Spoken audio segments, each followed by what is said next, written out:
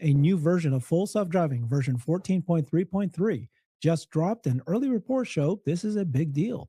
Elon Musk called this version a banger. The most important part, they seem to have reduced the driver monitoring, getting us closer to unsupervised. Elon confirmed there's less nagging, and tests show you can drive over a minute before nagging you. Other things people are excited about, Smart Summon now driving 33% faster at 8 miles per hour, and you can now just use the wake word, hey Grok, to use it. All right, you have the new version, right? You got FSD version 14.3.3. It Yeah. started rolling out. It came with a spring update, which you got as well. And of course, a couple of things people are excited about is the actual Smart Summon is 8 miles per hour now. We'll watch some videos of that. So this dropped, and it's a point release from 14.3.2, which I've got, and I think everyone has is 14.3.2. Now you got the 14.3.3, but it's not just that. It's actually a really big deal, right? Elon called it a banger, and he said it nags less too. And then Sawyer tested it, and he said that it gives you over a minute before nagging you. So tell us what your experience has been with this. So it is. I will tell you, it is. I have it in the Cybertruck and the Model X, and I will tell you, it is behaving differently. So in the Model X, I couldn't get it to nag. It almost got to the point where Really? I wanted to be checking the road more than the system would. I don't remember getting a nag in the Model X at all, to be honest with you. And that's just, I was reading email, reading messages, obviously still driving in a supervised state, but definitely you have your eyes going back and forth. But I honestly put my eyes on the road more than the system was telling me to do. And I recommend until Tesla says it's unsupervised that people do that. But I think this is actually a very big step because it felt like it was unofficially operating as unsupervised. Now, you still have to be in the driver's seat. You are still responsible. You're still in control of the vehicle.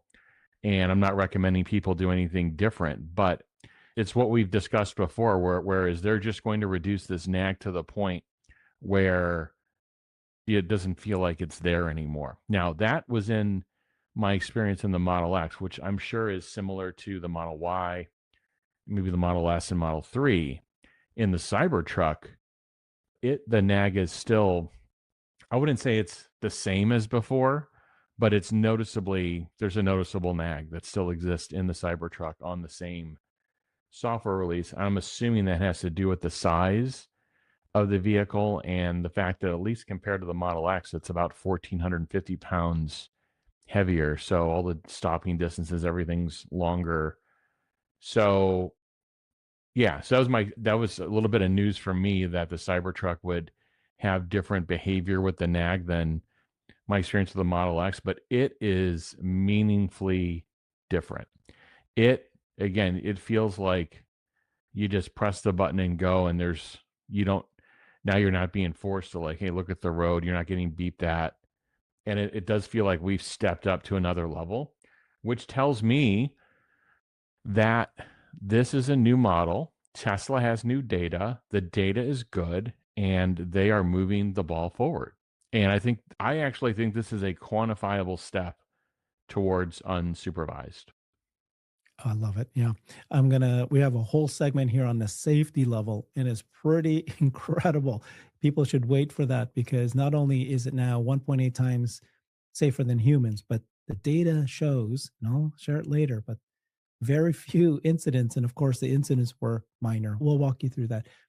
So let's put it in context here. 14.3.3 is going out to not just geofenced areas. This is not just Austin Yeah. or Dallas. This is Yeah. you, me, wherever we happen to live in the United Yep. States. Maybe they'll roll it out to Canada and others, but this is much more delayed nagging, which means closer to unsupervised. That's how we get there. And it's shocking to me that because Sawyer tested, he said 1 minute. I think he might be on a Model Y. You're saying it took you I longer than a couldn't minute before. I I couldn't get it You're to like, again, it was to the point where my instincts were to be yeah, I better eyes not. forward looking at the road. So maybe I was undoing it, but I couldn't quantify. I couldn't get it to Yeah. nag me in the Model X. And then the other things, there's really nice renderings in the spring update. It's better in terms of the other vehicles in your vehicle. And the Hey Grok with just a wake up word is nice. You have to go in, by the way, when you download it, you have to go in and set it. What Mm. I found it was interesting is once I set it on one of my cars, it was set on the other car. I found that to be Wow. interesting. And yeah, this is the proper way to do it. Like when we were doing wake up words and when we were doing this voice prompting and smartphone in the beginning, it was a button press. I always found that to be very clunky and you have that time delay. And it's always listening. And the car's got a huge battery. This isn't a huge current drain. So it's a much better experience. The Hey Grok wake up. I feel like Yeah. I'm using it more. Yeah. It'll get you closer to when you actually want it to change its behavior driving. You'll say, "Hey, Grok, I don't want to park here. Park somewhere else. Grok, take me out of this lane. Oh, change the whatever." Yeah. Okay. So that's huge. Here is Zach and his review of version 14.3.3. Elon forwarded this. He said actual smart summon improvements are fantastic because they increased 33% speed increase now to 8 miles per hour. I'll show you some videos of that. Hey, Grok, you just talked about it. Faster reaction time, of course, that's part of the whole thing, but a lot smoother, right? Because 14.3.2 for me has lots of these jerkiness movements. This is clean, right? Just nothing. It is smoother, what I've noticed. And I've noticed so this whole thing of if you're in Mad Max mode in 14.3.2 and the light turns green, it feels like you're at the Indy 500 with the car taking off or some sort of drag race. So now it gets off the line smoother. And I would say parking and navigation are still a challenge. I found it parking me hundreds of feet away from the entrance of a door, not even at the same, like in a strip mall, at the wrong place. So this is a navigation logic issue that still needs to be resolved, which I'm assuming this is one of those convenience issues that has to be resolved. It feels like there's something different happening in Robotaxi because I'm not seeing Robotaxi doing drop offs as far away as I'm seeing some of the parking issues. So the parking issues are still there. It got one, I would say one tick better at it's pulling into my garage. It's backing into my garage. It's doing a 3 point turn to back into my garage and it's almost 100% accurate. It's trying to do it with the Cybertruck too, believe it or not, but it's the angles don't work out well. I'd like to see it, not the greatest subject, but I'd like to see it swerve around or just drive directly over if there's anything that's in the roadkill. That's one thing that I find myself having to disengage for a lot. It's that and it's parking. Otherwise, there's no disengagements driving. Okay, that's a good point because I think Elon Ashok did say that potholes that will come later. Reasoning for potholes and I guess roadkill as well. All right. So the new car visualization looks much richer. Acceleration profile of Mad Max is smoother. So as you talked about, it doesn't feel jerky. City streets, I'm pretty sure the highway as well. Standards more relaxed with changing lanes, no more twitching and jerky behavior. Reverses out of a parallel. I'll let other people read this thing, but pause it if you like it. But this is basically his review of the whole thing. Very good review, strong. You've used it yourself. So Yeah. the Smart Summon is now 33% faster. When summoned, your Tesla can now drive up to 8 miles per hour. These are in parking lots. And again, that is tells you that they have a lot more confidence now. They're letting it go faster. That was the main complaint. Let's look at what this looks like on how it behaves here. This is Nick Cruz Patain. Did you also do a summon? I've not tried summon yet. I can do that today. All right. In this Oh yeah, case, it's a lot there's no different. one there, so it's driving faster. Looks no more normal. It's not too fast, but it's still happening better. That's great. Yeah, it to me it looks like Tesla is receiving and responding to data, the input, the photons into this camera, and the system feels like it's and it looks like we're seeing it in the release notes. If it wasn't this release, it was one or two releases ago where the response time is just improved. And now they can nag less often and they can move faster during summon. I want to remind people of this too. I think it's a really important point. This is iterative engineering. It's not like full self-driving just drops in your lap. Like some company's going to do it for me and drop it in my lap. Look at how iterative it is. Look at the rewrites, look at the architecture changes, look at all the data that's being taken, and look at the amount of engineering talent and hours that goes in to making this near perfect on our vehicles. Th- The bar for this to entry point is going to be very high. In fact, I don't think Tesla themselves, if Tesla had a partner today to license to, I don't think they're ready. I think they still have more work to just get it to where they want it on Tesla. And I think the bar to get this running on your vehicle is going to be very high. I think there's a misunderstanding that people think that you buy an NVIDIA chip and you download the latest firmware from NVIDIA and your car drives itself. And that's just not the case. I think it's also a misunderstanding that all these companies, Ford, GM, BMW, Mercedes, of course, these companies have autonomy. They have engineering teams, but I don't know if they're running the kind of we don't have any data. Are any of these companies running iterative programs like this where they have a beta program for their customers where they you can get in a Mercedes, you can get in a BMW and it's driving you address to address, but it's not fully approved. This how in touch the Tesla AI team is with the user base, this early access program, like all these different things. This took years to do. So the point I'd like to leave people with is I don't see number two getting closer, number two or number three in this race. I don't see them getting closer. Yes, Tesla's had delays to their own guided schedules for some of these things, but it's not like anybody's getting meaningfully closer at scale, I'll say. Yeah, exactly.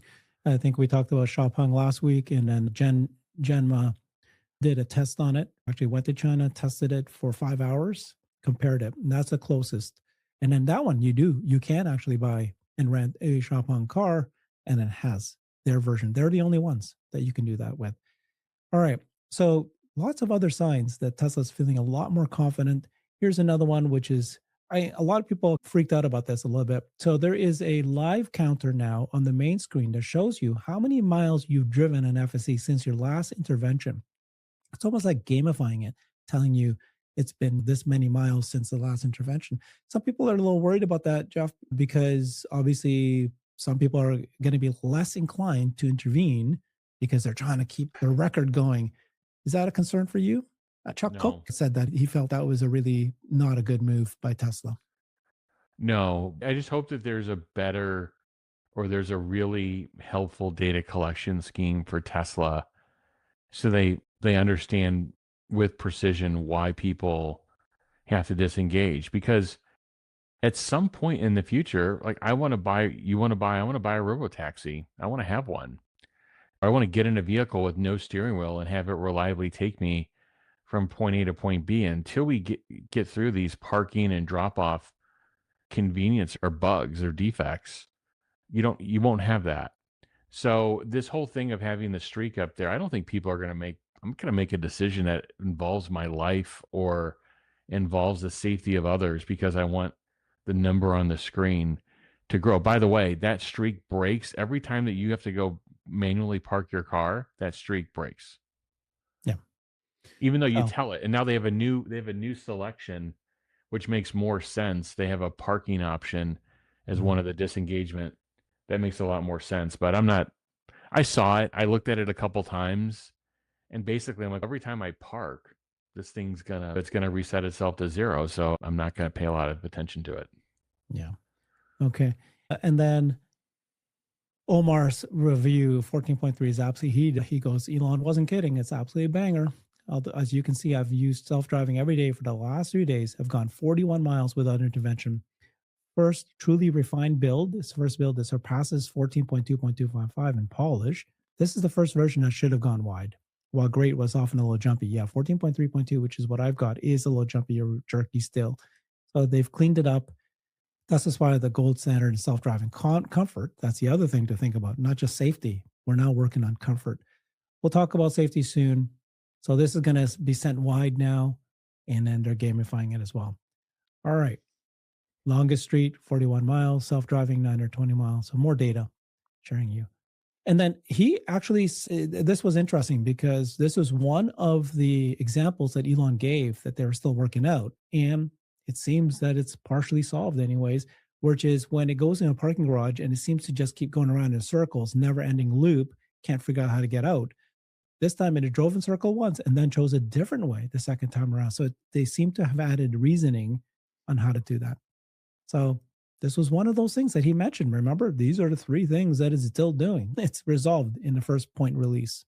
Okay. And then we've got the visualization here of Tesla spring update. Looks much nicer. And then this blind spot warning, I thought that was pretty cool, right? Yeah, that's where the lights act as the interior lighting in the vehicle. Yeah, So when if you these are turn all the great, user interface updates. I'm noticing it's switching. Maybe it's in the Cybertruck. It, I'm seeing it switching more to each camera when the blinkers are on. Sometimes, anyway, I noticed some additional behaviors I've found to be helpful. But other than that, it's been very smooth, very bug free. I've done a lot of navigation, done a lot of driving, or it's done a lot of driving.